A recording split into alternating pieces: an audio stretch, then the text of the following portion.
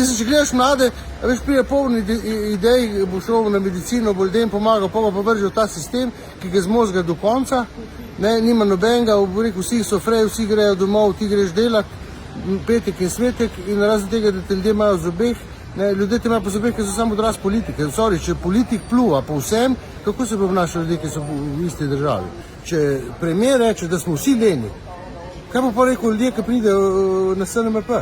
Torej čaka 6 ur, zakaj čaka, ker smo mi leni, ne zato, ker jih ni prišlo 200. Zdaj se bojim, da je to le novo novelo zakona.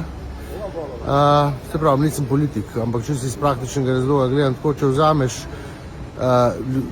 zdravnikom, ne glede na to, kje delajo, ali privat, ali mene to sploh ne zanima, ampak če vzameš zdravnika delo iz rok, pomeni, da bo manj storitev upravljenih. Torej, manj storitev upravljenih pomeni, da bo več ljudi na urgenci. Ne more biti drugače. Če si ne predstavljam, da bi lahko enako število upravljenih storitev, če bo manj ljudi delalo v procesu. Še enkrat ponavljam, mene ne zanima proces privat ali služben, kako ljudje pride do zdravnika. Pri nas težko.